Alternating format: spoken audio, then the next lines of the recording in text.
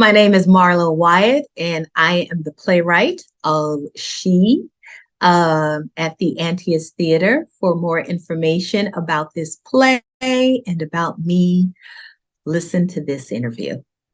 I first fell in love with theater probably when I was a junior in high school. I had a teacher named Mr. Good, who I took acting as an elective. And he basically encouraged me to act, to do it. And so it never occurred to me. I think people thought I was going to be an accountant because I was good with numbers. And I I was in speech and debate. And so I was traveling and doing all of those things. And I really loved that. And I was very good at it, just kind of had a natural knack for it. And so because of Mr. Booth at Booker T. Washington High School in Tulsa, Oklahoma, got to give them a shout out because it was because of my experience there that I decided to go to Howard University and enroll in the College of Fine Arts. And once I did that, it was all over. I love the magic of theater. I love creating the world. I love the craft of it. And I think everybody has that thing that's inside of them. Sometimes you need other people to pull it out, but when you find find your purpose, and I found it at 17 years old, I guess.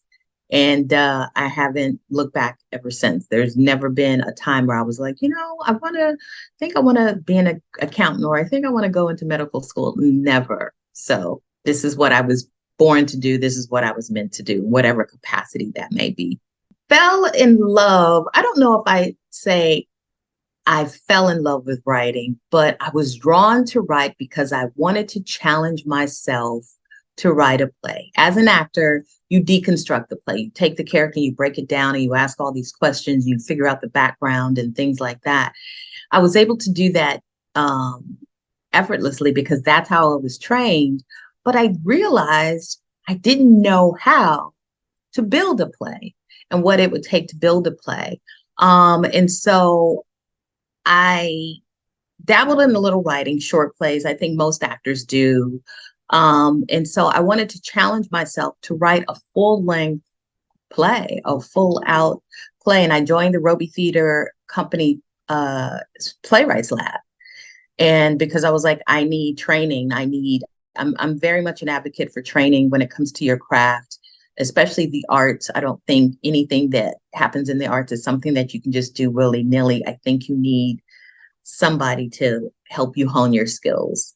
And so I was looking for Playwrights Lab. They came up and I was like, oh, this is perfect for me. And that's where it all began. And one of the things that was happening in theater at the time that I didn't see what was plays that were being produced that were culturally authentic. And me not seeing them, I just thought that they weren't being written, but they were being written. They just weren't being produced. And so that was another goal too. I was like, I don't see a lot of plays that are being produced right now that have female protagonists that look like me, that have young female protagonists, coming of age plays that feature Black and brown children, male, female, whatever it may be, whatever gender. And so I challenged myself to write one, and I did, and she is that. It is important that the voices of everybody in the community need to be heard and need to be represented in the theater, because American theater needs to be just that. It needs to live up to its name. America is comprised of so many different cultures. People leave their countries to come over here, and that makes them an American because they've had an American experience. So to not tell those stories just does a disservice culturally. whether you're an immigrant, and you have a history of what your story was from back in the day, coming from Ellis Island, or whether you migrated over here from bordering nations, countries, or whether you are a descendant of the enslaved or of the Native Americans. All of those stories are rich and make up this country as it is today. It's all of those stories. And to suppress them or ban them or whatever you may call it just does a disservice to the country at large, um, to the cultural aspect of what we have to offer as Americans. Nobody is a monolith in America. You know, they want to say it's a melting pot, it's this, but I always say it's not a melting pot. It's more like a salad bowl where you just, everybody's thrown in and you take that bite and you can taste all the different flavors. It's not melted into anything. You can taste the salsa, you can taste the gumbo, you can taste the lettuce, you can taste the cucumber, whatever it may be. That's what America is to me. And I think American theater, those who are producing American theater, those who have the financial capacity and who are the who manage the puppet strings, I think if you would just open it up to everybody and see all these vast stories and people, I think it would bring people back to the theater, first of all, because theater is the only place now, other than concerts and things, where you can have a live experience, that visceral connection of a human to human every night. There is nothing like it to me. It's different from movies. It's different. It's like I'm seeing this person, I'm breathing the same air, and I'm watching them create a story that I can relate to, and I can see myself in somebody on that stage. This is why people want to come. People don't when they don't see themselves. That's just human nature. We like to see ourselves, and it has nothing to do with skin color. It has things to do with the story. You know, She is a story about dreams. Everybody has a dream, whether you dream to come here to have freedoms here that you don't have in other countries, whether you have a dream of being an entrepreneur or being an actor or being a doctor, and you come from certain circumstances. Everybody can relate. There's not one person that I've ever met in my lifetime that didn't have a dream, you know, whether it was suppressed or not, that they wanted to fulfill, that they, you know, a purpose. And that's what She is about. And so I think that is why, out of the countless readings that we've had, people of all ages, all genders, all religions, and different cultures and backgrounds have said to me, oh, that's my story. Oh, that's my story. Oh, that's my story. So it only benefits us to say, oh, American theater, to actually have American theater be American theater by including all Americans. It's very simple. It's not that complicated, but somehow we've made it so. The theater experience is unique because it is a visceral experience, a connection with the actors, a physical connection. Life is energy. And when you're in a space with somebody, when it's live and on purpose, and the beautiful thing that I love about theater, you know, just as an audience member, is that go see that play, the same play, see a play. If you can afford to, see it more than once, and you'll see a different play, because different things happen and people connect differently, and actors, something hit them different that on Wednesday night that it didn't hit that Sunday matinee. And they rely, actors, and I know this from experience, we rely on the energy of the audience. Sometimes if you just got people there who are just like, you can feel that, and it changes the performance. Because when people are there and they're rooting for you, the energy in the room, and sometimes it gets to the point where they talk back and, you know, to the character. That's all a part of it. It's something, especially in a world now where everybody is on social media and people are talking about people are more depressed and more lonely. Go to the theater. You know, because in the movie theater, you have your experience and you leave, but you get to talk to the actors afterwards. You get to tell them how you felt or how they made you feel, or if the playwright is there, or the director, and you're like, you want to know, how did you do this? How did you make the stage go? There's so many magical things about theater uh, that's live. And like I said, we're human beings. We're connected by energy and souls. And if you want the soul to soul connection and the story and magic at the same time, then theater is the place where all of those happen in 2 hours. It's beautiful. It's amazing. It's magical. I'm a theater girl, so I'm biased, but it's the truth. The idea for She, the play, came about where, first of all, She is not the play that I originally intended to write. Originally, She was supposed to be about a set of twins. One was a girl and one was a boy, and one about a girl who wanted the attention of her mother to the point where she wishes that she was a boy. That is not what She is about at all now. So, that's another thing about the process, because I had to make a decision of what was a story that I wanted to tell.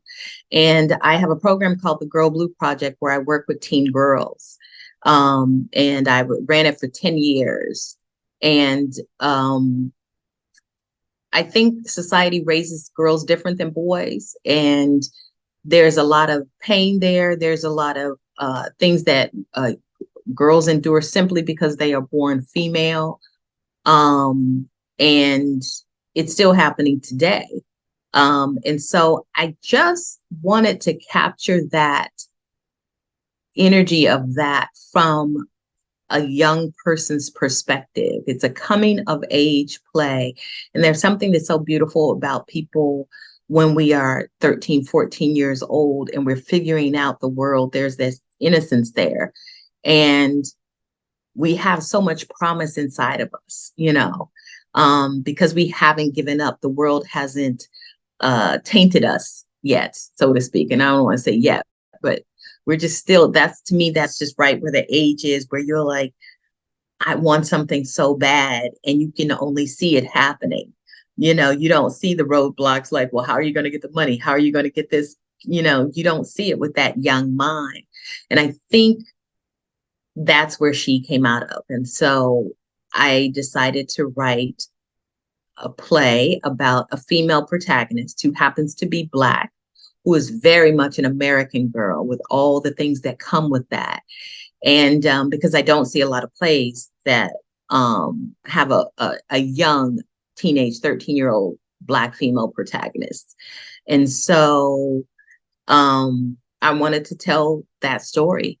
The path of this play is a wiggly one. It's a crazy one because I think it started with, I talked to the dramaturg, Dylan Southard at the time, and Aaron Haney. They were very instrumental in helping me craft this play. And I never submitted it until I talked to them and said, do you think this play is ready for me to start sending it out into the world? And they said, yes. Then a friend of mine who worked in the box office at the Center Theater Group sent me an email. She knew that I was a writer, and she goes, there's an application here they're looking for playwrights that, and I thought of you. So she just sent me an email, and it was the Humanitas Prize. Center Theater Group and Humanitas got together and had a category for playwrights. I think normally they didn't. And it's called the CTG Humanitas Playwrights Prize. And so I submitted She for that because that was the only play I'd ever written. I had nothing else. So I was like, okay. And they didn't require anything other than the play. They didn't require me to have a master's degree. It was based solely on the play itself, which is great. And I got an email one day, which I was assuming that it was going to be a rejection email because I get a lot of those. And I almost deleted it. And then I looked again and I said, oh my God. I started screaming. I was a finalist for it. And so you get so that happened.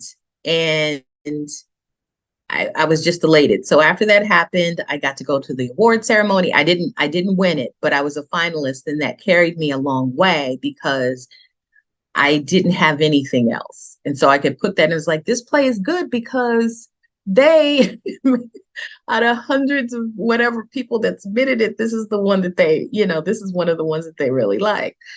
And so I just kept submitting.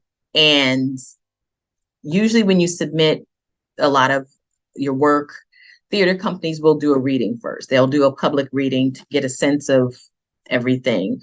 I submitted it to the Latino Theatre Company, Summer on a Spring, sponsored by NBC Universal, I think. And they did a reading of that. And that is the reading that changed everything. It was a very well sold reading, standing ovation. The cast, the director, Imani Douglas, who is now passed from New York, was in town, and she's an amazing director. And she directed this reading. The cast was stellar.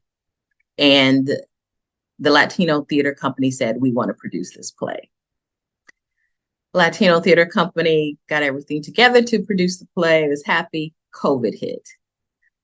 So we said, okay, that's okay. And originally we thought COVID was, nobody knew. We just thought, okay, so life will shut down for a month. We'll just push it to the fall. And then it became, it got worse. COVID got worse. So everything just got put on hold. And when we started coming back into the theater, Nate Edelman, who's a producer there, one of the producers, said, Marlow, we want to see if we can put SHE on in the spring. Okay, great. That was at the time where you still had to, everybody was getting tested still, but people were kind of trickling into the theater, but you had to wear your mask. You had to do that. So it was still sketchy, but, they took the risk on us, on me, which I'm very grateful for them doing that. Cast got COVID. So we had to shut down. I think the requirements for equity at the time was like 2 weeks or 10 days, which is 2 weeks.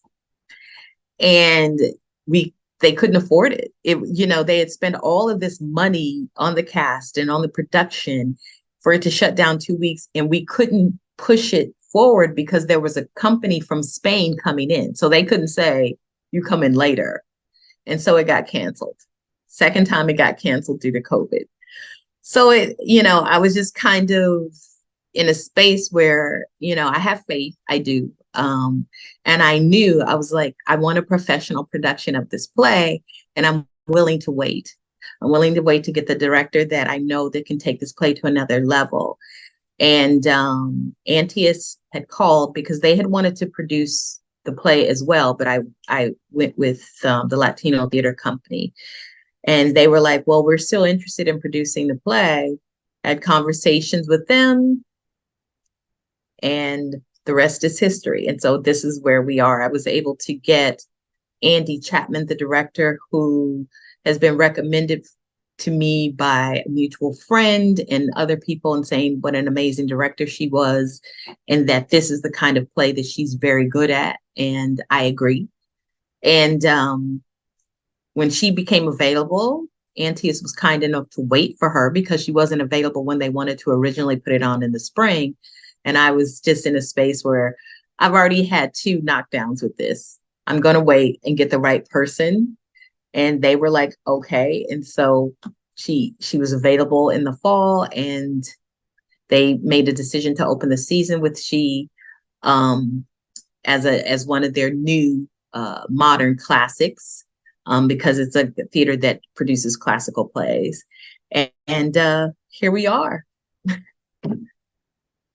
But it went through countless readings. I've had readings. The Playwrights Lab at Antaeus did readings. Latino Theatre Company did readings. I'd had readings before that. I had readings on my own. And it was also, I forgot to mention this, after the Humanitas, that same year or the year after, SHE was the Long Beach Playhouse New Works winner. It won their new play. And so I had a reading there, had a staged reading of it at Long Beach Playhouse with Anna Kate. And that had a great reception. So it's been chugging along and kind of grabbing audiences, and people have been following. So the love that I get when people actually see that this is come to fruition, this is being done, not a reading, not a stage reading, not a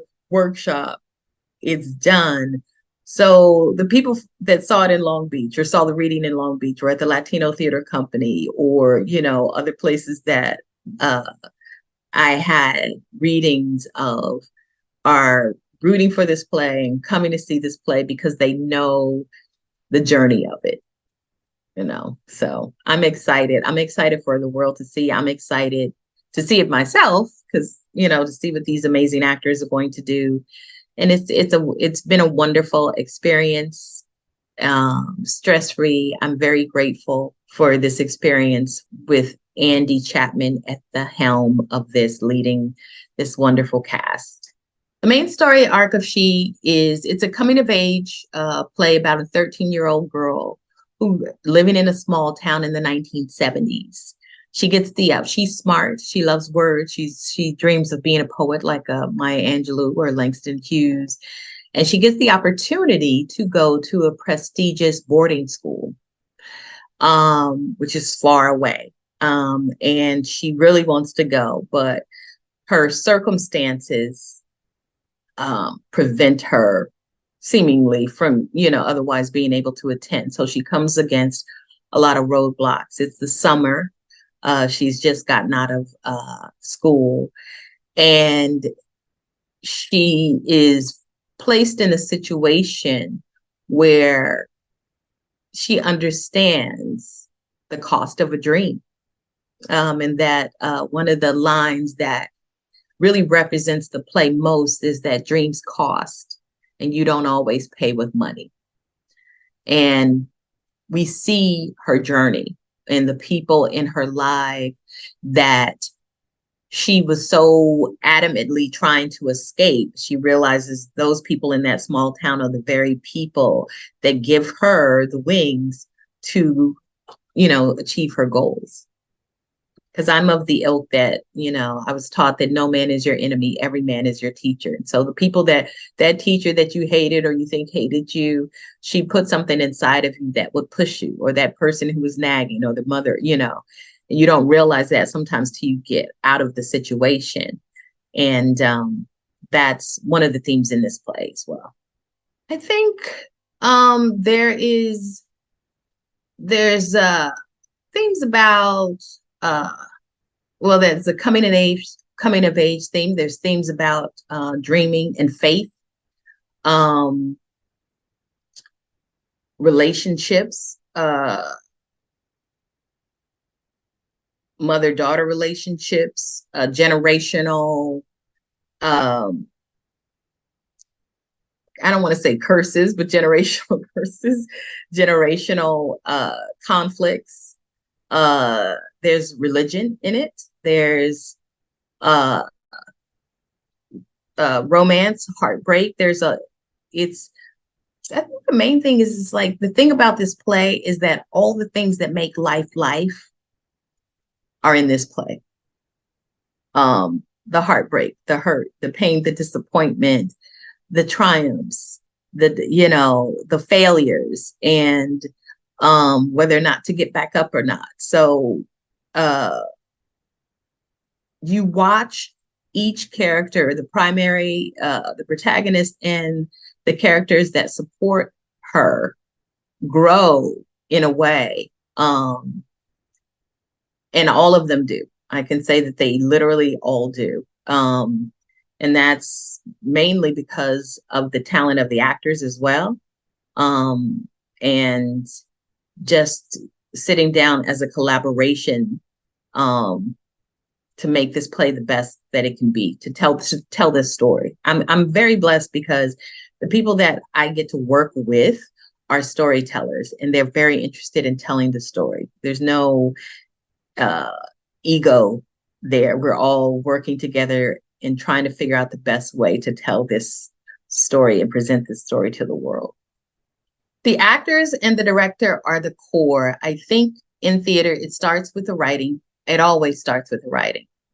And then there's a point where you have to give over the story to the vision of the director and the talent and the vision of the actors. And how we've been working, I am just there to answer any questions that they have. If a character is going off the rails and they're trying something that's not what I intended the character to be, then we have conversations. But what I like most about this collaboration with these amazing actors, just in the table read and listening and figuring out things, this script has actually changed. We've even changed a character that was one way and he's completely different now. And it's because of the actors. So people who've seen readings of this and that, they're going to be like, wait a minute, that didn't happen there, or this wasn't there. And it's like, no, because when you sit down and you have all these voices who are all there with the same intention to tell the best story, then you can listen and you go, we don't need those lines. We need to cut that because that's not necessary. That's not helping the story. So this play has still been rewritten a little bit in this process, which I love and I welcome, especially when I get to work with John Chafin and Karen Molina White, who are veterans.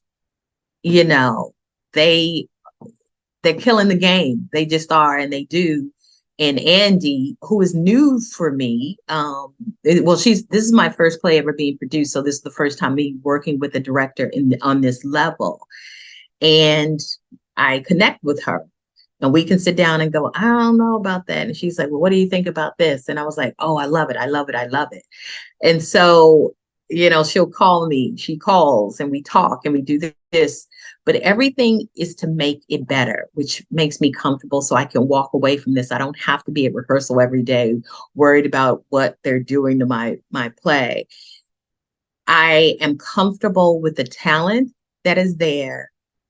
And that I can give this over to them and see what they do to it. And for me, they have elevated the piece because the story is there, it's written, it's in written word, but the actors and the director and the scenic designers and the costume designers, they add all of the dimensions to it. You got Wendell Carmichael, Jeff Gardner for sound, and, Adam as a stage manager, and Katie Iannello. All these people are and I can't do it with this production is layered and nuanced and magical because of all of these people. And it's a joy to watch them do what they do, because I can't do what they do. So I can't tell them, oh, you need to do this. You need to, I respect their craft and I respect what they do. And they seem to respect the work, the word, which is what I bring to the table. And I am comfortable and grateful in allowing them to bring what they bring to the table. They can't do what I do. I can't do what they do.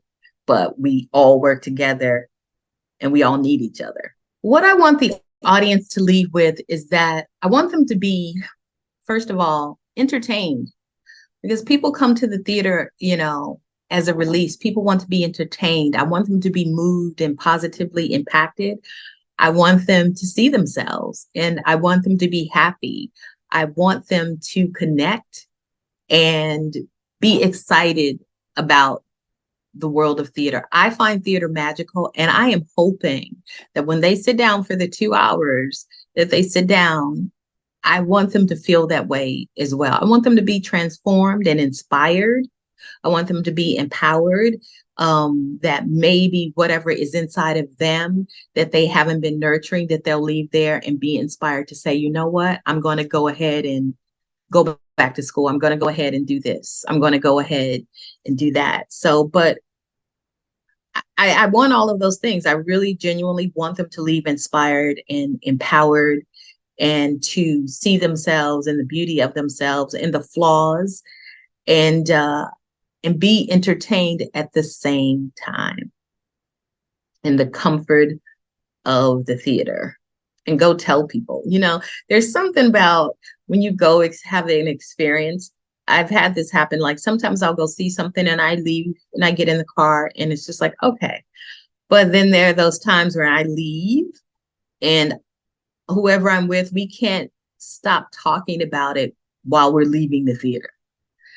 And you talk about it in the car, and then you get online and you go, oh my God, I just saw blah, blah, blah. You want to see it? That's what I want the audience to have, that experience.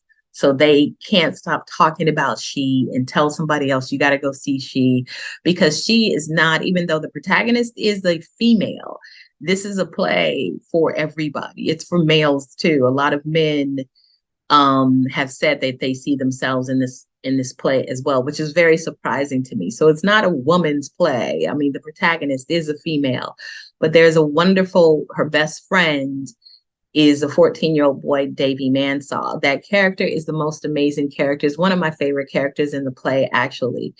And I think he's such a perfect representation, a perfect role model for young boys to see, which you rarely see that as well, I think.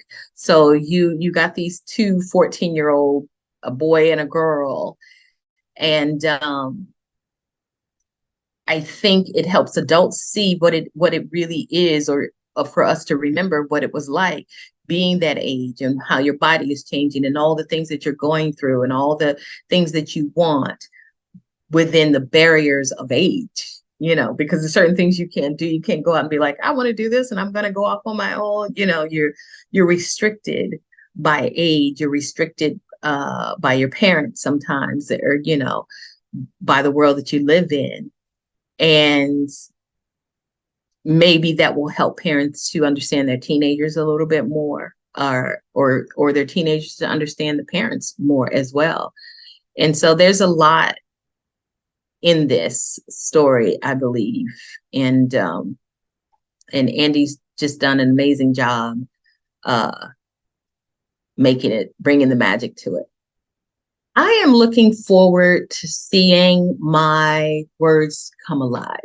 I love being a storyteller. So what I'm looking forward to in seeing SHE, because of course I haven't seen it yet as well, I'll be seeing it with the same eyes as everyone else, is that the story that I knew that was in my heart and soul is being told. Because it is your baby. It came from nothing. It's through you, and to see it come alive, to see it be birthed in this way, to have life, to have breath, and to be presented to friends and strangers and people, and have them respond in a way that they feel the intention that I had when I wrote this play, that they feel that. That's what I'm looking forward to. I like to sit in the back, just in general, but I'll be, the times that I will go see, I like to sit in the back because I like to watch the audience's natural reaction to things. It's kind of like being a voyeur in a way. It's like you want to hear what people are saying about you or think about you if you weren't there. And so sitting in the back, they don't know that, oh, that lady sitting next to me wrote this play. So the reactions are going to be real. They're either going to, and just to watch them cry. I've seen people cry. I've seen people,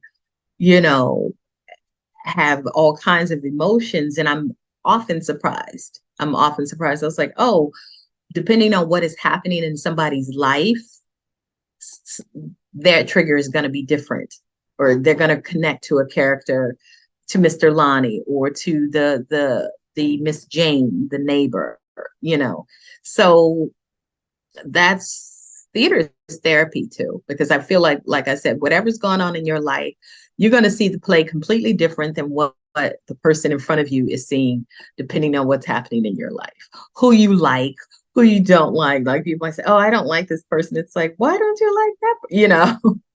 It's like, oh, because when I was little, this happened. It's like, oh, so people are affected in different ways. And I just want people, I'm looking forward to having an experience. I'm looking forward to seeing this for the first time with new eyes, without expectation, and supporting the actors, because I'm an actor and I know how difficult it is to do what they do. and seeing what transpires, because everybody's doing their best to present this work. And I'm looking forward to having the experience as an audience member of something that I actually put together. The Los Angeles community must see SHE if you want to be transformed. Also, to continue the culture of theater, to support the culture of theater. You will not be disappointed. I'll just say that. And I'm not saying it because it's my play. It's because it's not left up to me. I wrote it. I don't know what's going to happen. You know, the actors may forget all my lines. I don't know. But I know that right now, with everything, with the strikes, with all of these things, everything is changing. That theater, if you want to be entertained, if you want theater to remain constant and get better, you must see this play, because we need the support, but it's a give and take. You know, you're getting something valuable that is tangible, that you can't, that's going to stay in your heart, that's going to stay in your soul. You know, you're not going to forget the experiences that you have when you go see theater. And unfortunately, we live in a capitalistic country, so we have to monetize everything. But it's your decision to decide what kind of value that you want in your life. And I think that the value, the theater experience to me is priceless. If it changes your life, which it can, if it impacts your life in the most positive way, what price do you put on that? And so, you know, the cost of $40, that's a great price to see something live, to see actual human beings, and to know that actual human beings built that set and painted that set and had a concept for the costumes and the lighting and the sound and everything. You know, think of those things when you're buying those tickets, and think of what you get to get because of that, and what you're going to leave with, and what your children can leave with. Because this play, that's another thing that's special about SHE, which is why you should go see it, because it's for men, it's for women, it's for children of all ages, races, religions. It's about everyday life. It's not a political play. It's not a play about race and all the things that have divided us in this country. It's a play about dreams. It's a play about life and the magic of life and the journey of dreams. And that's the one thing that unites all of us, that connects all of us. So that is why I say SHE is a must see. It's not necessarily the company, it's the team. It's the team, you know, I think with any company, you get different team members, you get different things. And like I said, for me, the joy, the experience that I've had thus far is from Andi, the crew that she chose, and these actors, because that's who I work with one-on-one every single day. And Antaeus has provided a space for us to do that, which I am extremely grateful for. It's a beautiful theater. It's a beautiful theater space. It's located in a great location with parking and all the things that you could ever want, easy access. And so it's just wonderful to be in the space. But just like church, theater is not the building, it's the people that you work with. And so for me, this production team, for me, I'm extremely grateful for them. Like I said, for Wendell, for Jeff Gardner, for we have Andrew and Adam and Eli. He's the scenic designer. Who else is on the props? Katie. Even the assistant director, Jessica, and the production stage manager, these young people with these bright ideas and vision and coming in, doing all of these things. We have a videographer, or well, I can't say what he's doing because it's kind of magical, but his name is Nick Santiago. He's making this play amazing, the things that he's doing and working with them. And so I'm grateful for Antaeus for allowing that, for being the conduit for bringing all of these people together to make this play the magical production that I believe it to be. I believe playwrights and actors, I always believe you should go where you're wanted and where you're valued and appreciated. And it doesn't matter the size of the theater. It doesn't matter where the theater is located, because I think when you go where you're appreciated and where you're truly valued, where your work is valued, then you're going to thrive. I really believe that. And the thing about Los Angeles, the theater culture here is vast. So there's a lot of small theaters and you as a playwright, you submit and you find your fit. Once you find your fit, and you find your fit by who are these people? Are they interested in the story that you want to write? Do you have the same intentions and things like that? That is what I've learned. And you have to ask these questions. And that's what I think is most important. Go where you fit. Go where your talents and your personalities are nurtured, because then you can only thrive. That's one of the affirmations I say, is that I want to place me in an atmosphere where my talents and my personality are nurtured. That way I can only thrive.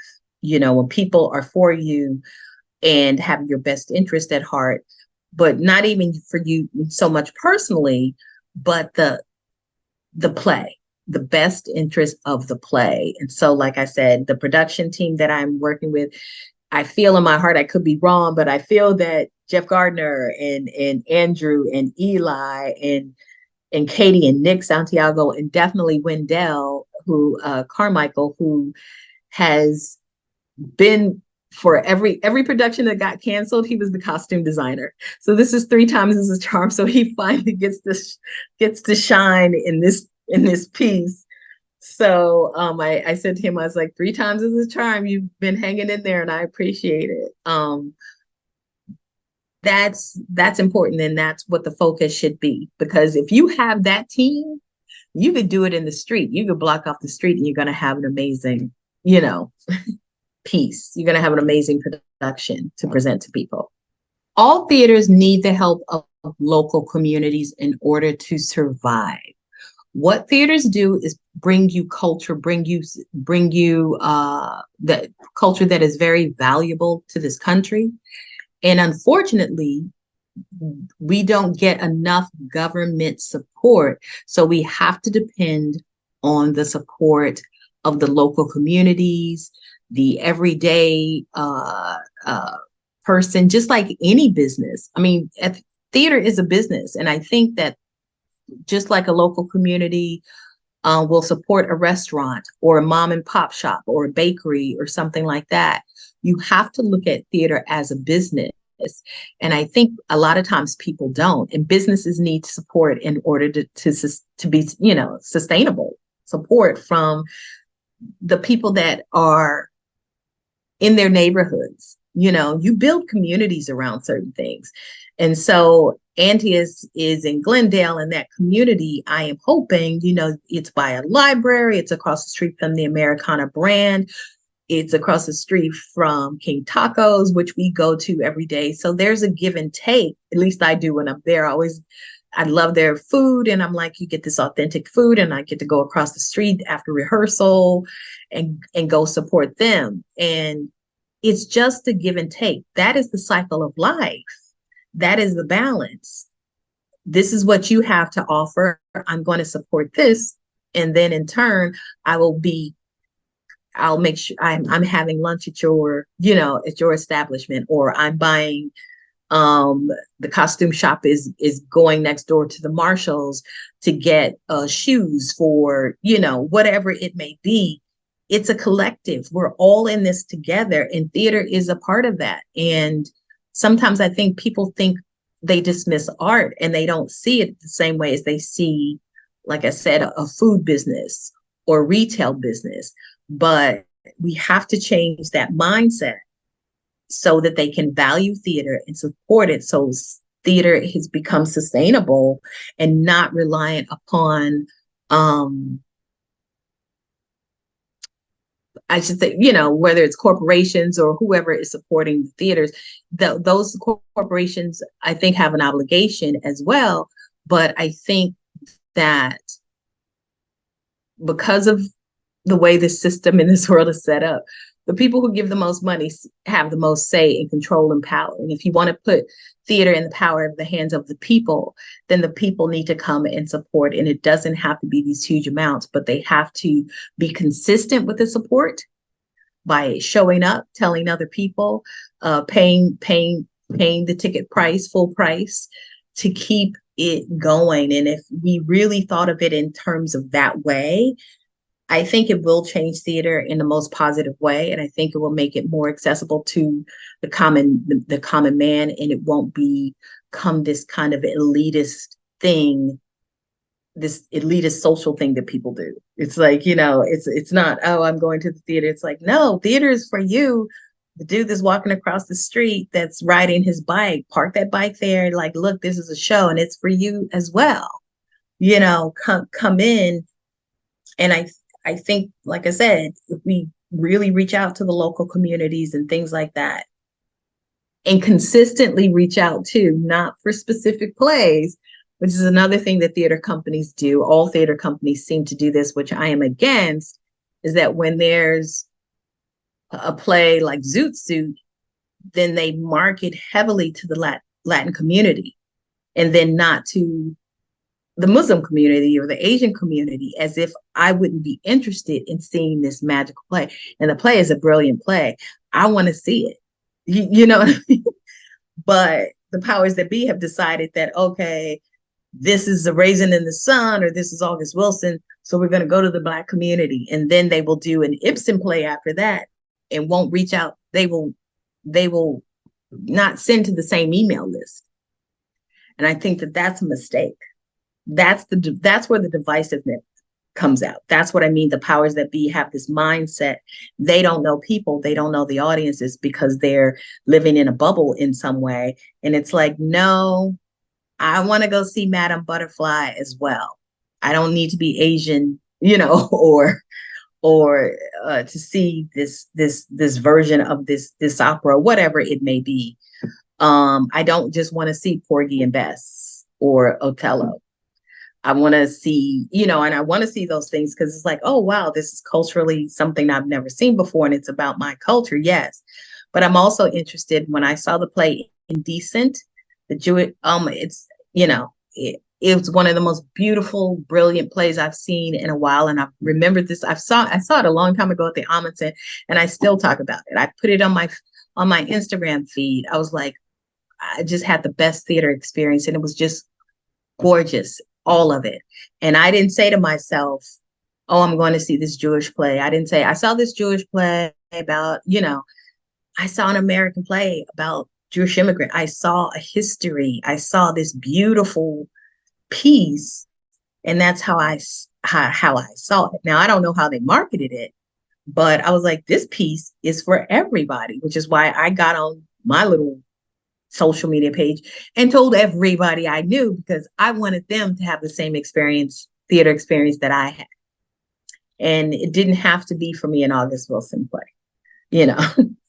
And so that is just one of the things that's always gotten in my car. I was like, y'all are not marketing to humans. You're being very divisive in your marketing. And I think it's killing theater. It might not be killing it, but it ain't helping. It's not helping it. And it's insulting in some ways too. It's like, oh, I didn't even know that they were doing this play. It's like, oh yeah, they've been doing this. Like, I didn't hear about it. It's like, you didn't? Yeah, because they decided you don't need to hear about that because this doesn't concern you. And it's like, I'm human. All of it concerns me. It's an American play. It concerns me. I'm an American. I've had American experiences. Some based on the color of my skin, some based on my gender, some based on my weight, some based on whatever. But we've all had those experiences. So, don't dismiss me and thinking that what I like and what I don't like, My name is Marlow Wyatt, and I'm a playwright, and I wrote SHE, which is having its world premiere at the Antaeus Theatre Company in Glendale, California. And you need to come see this American play, this coming of age play. It is magical under the direction of the wonderful Andi Chapman. The cast is fire. And if you are someone who has ever had a dream, this play is the journey of dreams. It's magical, it's American, it's poetic, it's impactful. You will be entertained, and I promise you, you will not be disappointed. It's worth the price of admission. So come to the Antaeus Theatre, October 20th through November 20th. In Glendale, California, conveniently located across the street from the Americana brand. So you can go shopping afterwards. But come see SHE. You won't regret it.